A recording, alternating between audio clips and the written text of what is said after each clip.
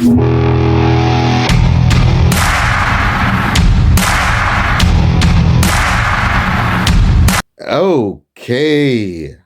Hello and guten Tag.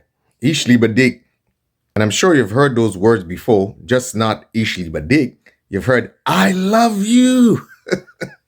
Now, especially these days, people barely say it. So when someone tells you that they love you, you should be wary. Because love is an action. It's not a word. Love is an action. True love is an action and is not a word. So the way that the diaspora is being treated right now by that administration who pretended to love them so much when they needed their funding is just horrible. It seems to me that they have fell out of love with the diaspora. But yet still, they want that money to keep coming in. But of course, they have magnificent sources of alternative income now. They're power brokers. So they don't need the little money that they needed from the diaspora to fund their campaign prior to the election.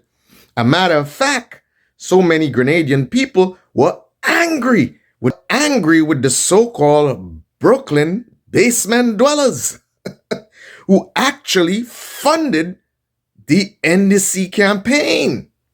So you would have thought, as a matter of reciprocated love, that these people who got into power at the hands of the diaspora, some people even took their rent money and went to the parties and the gatherings to support them.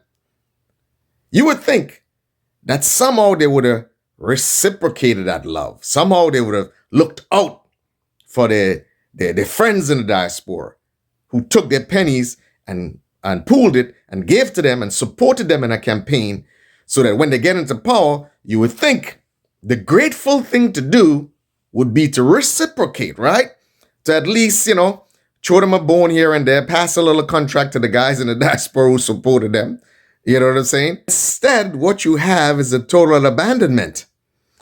And the only interaction now is for more money. Raise some more funds. Which they figure they don't need as much as they needed during the election campaign. And then you have now another set of freeness passing. With all the money they're making and with all the filling of pockets they're doing, still, you see them organizing and talking about diaspora, communities, and people in the diaspora assisting with technical resource and support. So I've heard about the diaspora supporting and these communities who are supposed to be advising them. Now, these people are a bunch of people who pretended to show one another who know more than who. So they have these communities. It's all sentimental. They're in there pretending to show one another, boy, I know more than you, and you ain't know more than me. But instead of legitimately giving these people some sort of consulting contract, no, they ain't doing that. They still want free consultation. They still want to say, let's do this free, all in the name of patriotism. Yeah. But guess what? The real hardcore contracts and money to be made, they're giving it out to foreign nationals. Because, of course, it's harder, I believe, if you intend to get a little grease hand, you'd prefer to get it easier from a foreign national than an actual Grenadian. So hence the reason why, allegedly, I would believe that that's the reason foreign nationals are more likely to get a big-time contract than Grenadians per se. And I'm sure there are many competent people in the diaspora, to their friends. I'm talking about their friends now, the people who supported them. You would think they would have passed something to them. But instead, what do? They invite them down to Washington, D.C. to have a little dinner. or they have a little photo op in Miami. And these people, these grown people in the diaspora, these low self-esteem, lowered expectation beggars. Things that is such a big deal. Oh, I get to go down in Washington, D.C. and they post it up on social media, or I get to take a photo up in Miami or in New York, and wow, and they wow by that. They're wow by that. These are grown people. Allowing millennials and Gen Zers to outsmart them, fill their pockets, and then give them, invite them to tea and coffee and a little party to wine and dine. And that is their reward. That is a reward for their staunch and back-breaking support prior to the election. So, can't you see something? Can't you people see something? Can't you see the correlation? Because these are grown people. Eh? Some of them I know very, very well. I mean, some of them are personal friends for over, 40 years. Many of them are acquaintances. As a matter of fact, these are people I also socialize with. So I know what's going on. As a matter of fact, I supported all their functions because I support their functions, not because I want to support any particular political ideology. As a matter of fact, I do it on both sides. I support it because I get to see my friends, I get to hang out. I get to, relax a bit and entertain myself. And that is a motivation. Not because politically I support, their doctrinal platform. No, especially since it has been hijacked by socialist Marxists. So there is no authentic NDC anymore. There's no NDC. They might as well, I'm surprised that they didn't try to change the name of the party and call it NBC. I mean, isn't it supposed to be nation builders? Wasn't a bunch of nation builders that infiltrated? Why don't you change the name from NDC to NBC? Nation Builders Congress. No, I get it. It's too hard. So much goddamn work to form an NBC party from scratch. It's better to, infiltrate and hide under the cloak of an NDC. That's a better strategy, right? I mean, you already have the internal architecture of an NBC party, right? So why go through all the trouble of trying to build an NBC party? And of course, you already have an electoral base allied with the NDC already, right? Because you know how people vote. They vote for cultic figures and they vote along party lines. I get it, man. But all you some smart men? I thought all you were some smart men. I thought you guys could convince, based on your party, on your platform, the Grenadian people based on your merits, on your political doctrine. I thought you guys were some smart, brilliant fellas.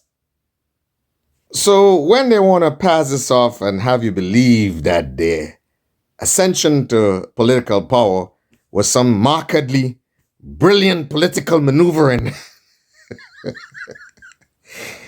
do not be duped. Do not be misled. Do not be deceived.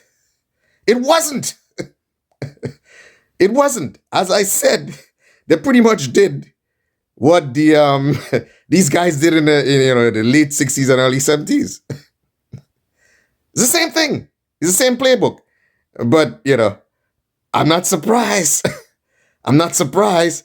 I wonder if they got any advice.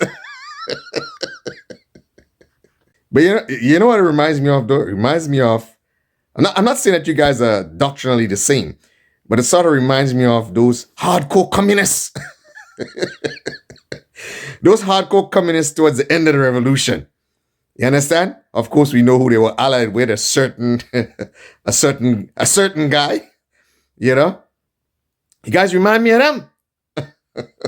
For those who know, keep in mind, the initial platform of the NDC was a center-right party. As a matter of fact, nobody wanted to touch socialist Marxist doctrine and these leftist woke ideology post-1983.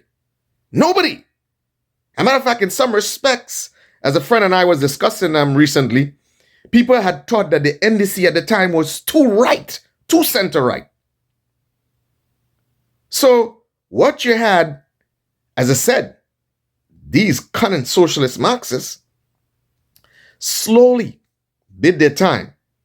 They kind of was wary from the get-go of Dr. Keith Mitchell. They know, he's a staunch, center-right, and he's distrustful of them.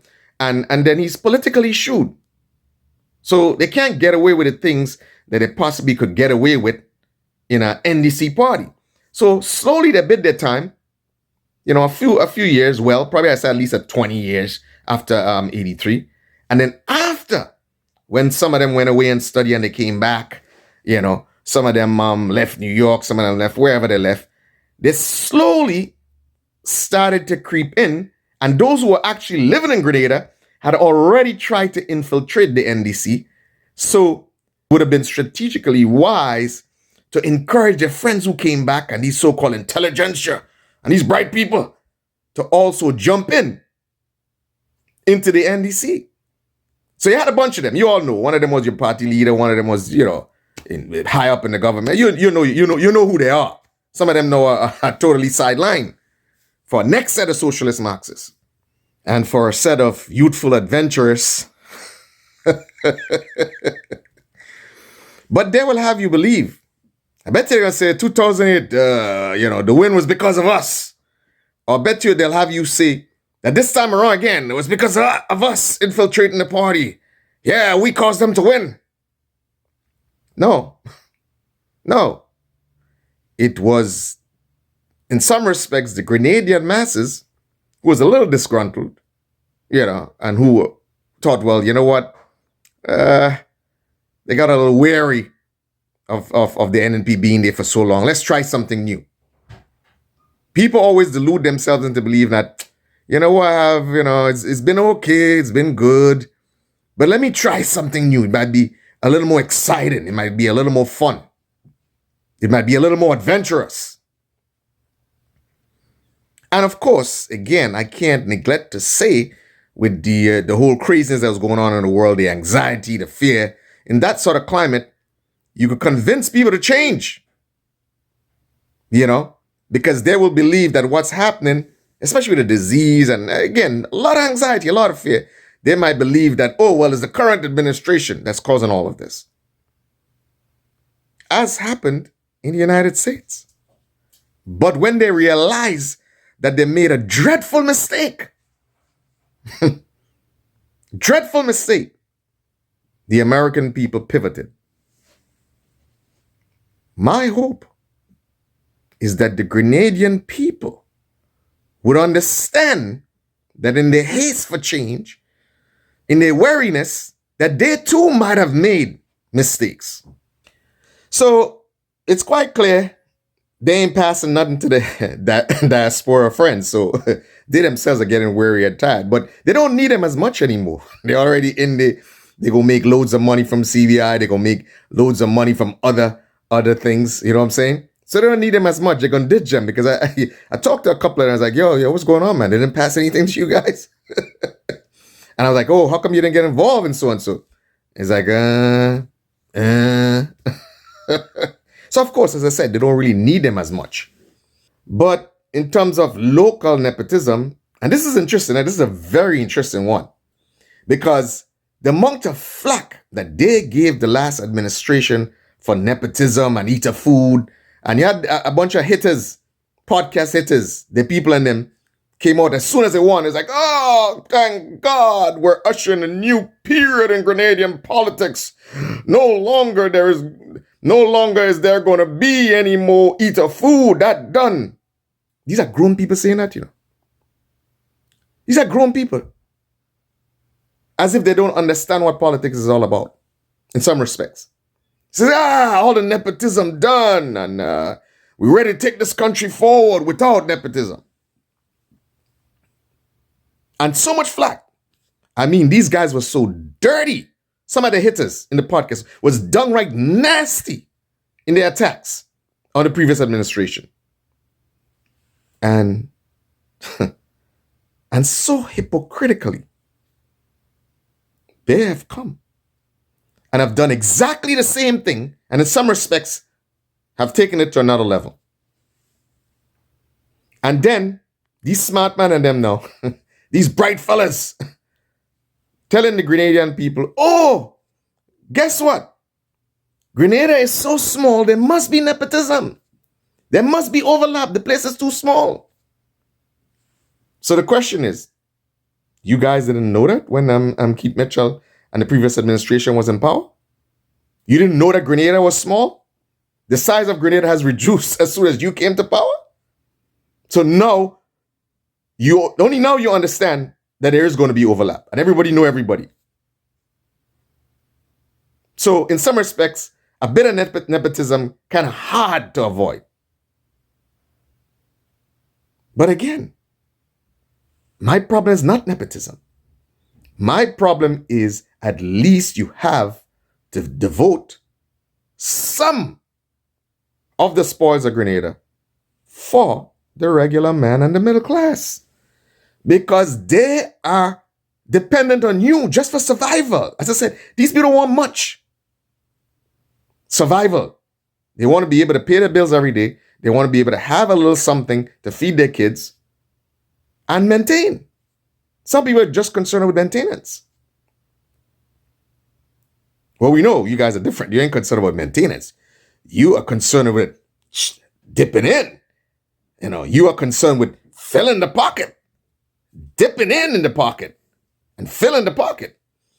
And then you have a few of them, you would think that, some of them were middle class, some of them were lower middle class, some of them were even regular. They grew up in regular circumstances and homes. So you would think that they would understand and they would try to rebuild their own people. They would remember their own background and try to develop the communities that they came from. But they ain't doing that. That's not a major concern for them because the thing is that whether you grow up middle class or lower middle class or, poor, for you to understand and for you to want to change those circumstances, for you to want to change the lives of people in those circumstances, it takes consciousness. Having just grown up in that circumstance don't make you willing to try to help people in that circumstance. Because sometimes it's quite to the contrary. People who grew up like that, when they get an opportunity, they become avaricious. It's like you've opened up the cookie jar of government to them. And it's like, boy, I never had this. So guess what? I'm dipping my hands into that cookie jar and grab as much cookies as I can. This thing could be over in 4 years. So that's what happened. It takes consciousness. That is why you see some of them who, grew up in certain circumstances, grew up in certain neighborhoods, ain't coming back. They wouldn't look to develop the Carnage and the Wharf area where they see what it has descended into. For them who know, and they know how beautiful a harbor that was, especially when the tourist boat was coming in to the Carnage area. Beautiful little restaurants. For those who know, Rudolph, Nutmeg, Delicious Landing, Portofino. One of the best places you could go and get a nice little pizza was right next to the plaza. But they ain't care about that. They ain't care about coming back to their own neighborhoods and build up their neighborhoods. They want to forget about it. They don't even want to remember it. They ain't even want to build it up. And so many good things came from the Carnage and Wharf area and Green Street and Cooper Hill. So many things came from there. Great things. But they will leave that place to turn into decadence. And they'll give it up to people who, they themselves, look who they actually give it up to. Someone who's always pretended to identify with the working class and the middle class and the poor. And you and I know what these people know about middle class. What do they know about lower middle class and the working man? Look at their personal lives. What do they know? But this is something they have always done since the 70s. To pretend, we're done with the people. What do they know? And all they do, they like the fact when the people can call out the regular man and call him and say, hey, boss, give me a $50 now. So they like that. They like being able to give them a $50 and an 8 rum. And that is how much they care. about the middle class and the working man. To give them a little handout. They don't want to uplift their lives. And then in some respects, to use them as support. To use them as some sort of, in some respects, intimidating force. This is nothing new. They did that to a generation before. And the 20 years lying low post 1983 is not a coincidence. You have to understand what 20 years mean. That is a whole generation. So that 20 years and that new generation does not know these people. Does not understand the history of these people. So that new generation could be easily taken in. And then you have these youthful, adventurous politicians romanticizing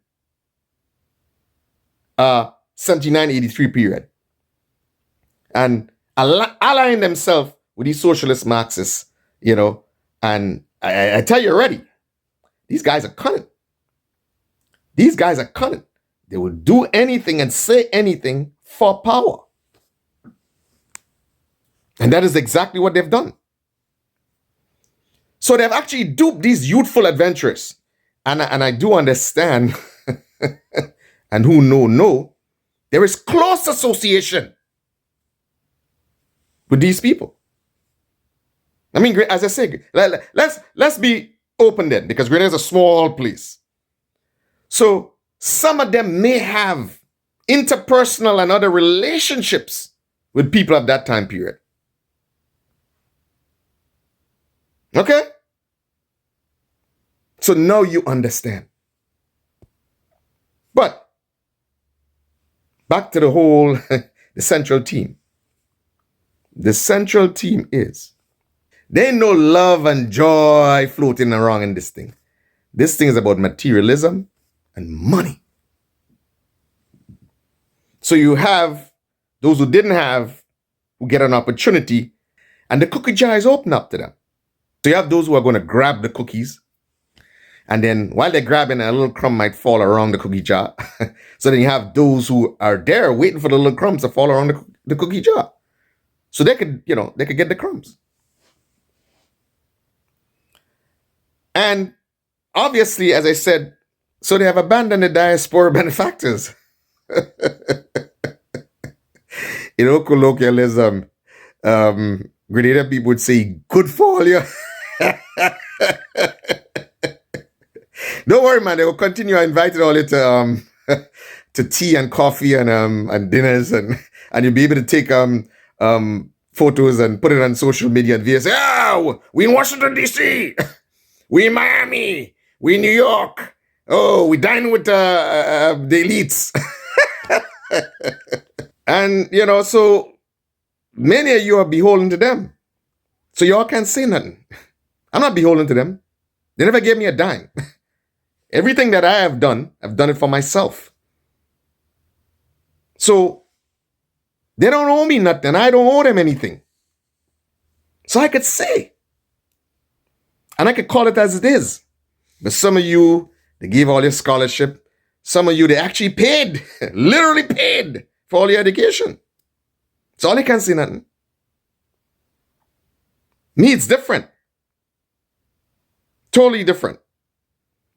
So for you guys in the diaspora that they want to form communities with and committees with and, to give free advice and free consulting, they must be out of their goddamn mind.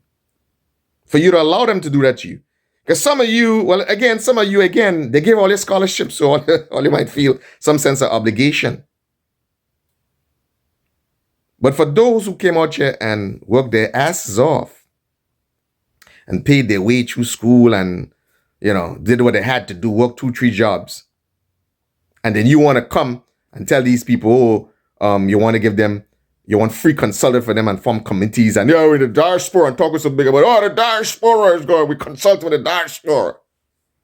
When you turning around and you giving big time contracts to foreign nationals. Okay?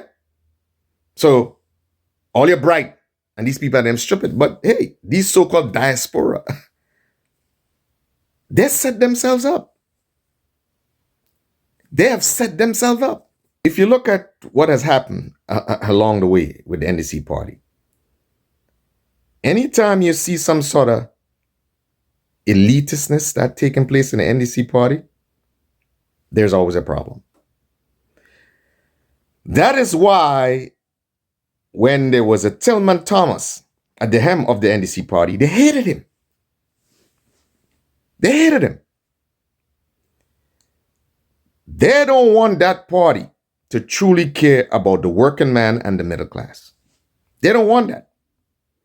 But what you have, because they understand that is the character of the party to want to take care of the working man and the middle class, you have these socialist Marxists always trying to infiltrate that party, especially when they see a little power. They did the same thing to Tillman. They surrounded Tillman. And then he offered them, in many respects, support for the agenda they had with their comrades. And they succeeded. They succeeded pretty well, handsomely. The rewards that they got for the little that they gave in that party or added to our party is a very great disparity.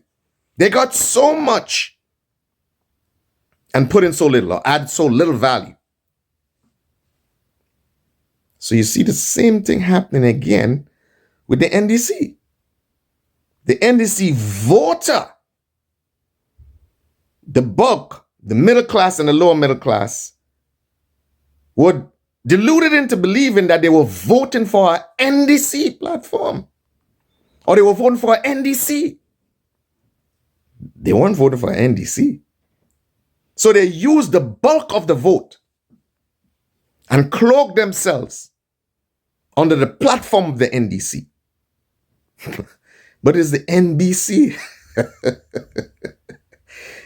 You see that happening throughout the history. If you look at the history of the NDC party, you see that happen. As soon as they realize that the NDC is making a little headway, you always have outside forces coming in and infiltrating the NDC and capitalizing and being opportunistic and hijacking the party.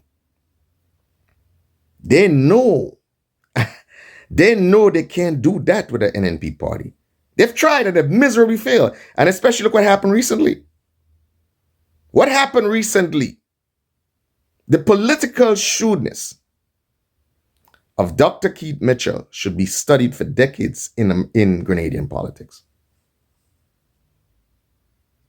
How an attempt to hijack the NNP party was brilliantly thwarted, brilliantly stopped. That, in the annals of politics in Grenada, should be studied for decades. But let's get back to the NDC.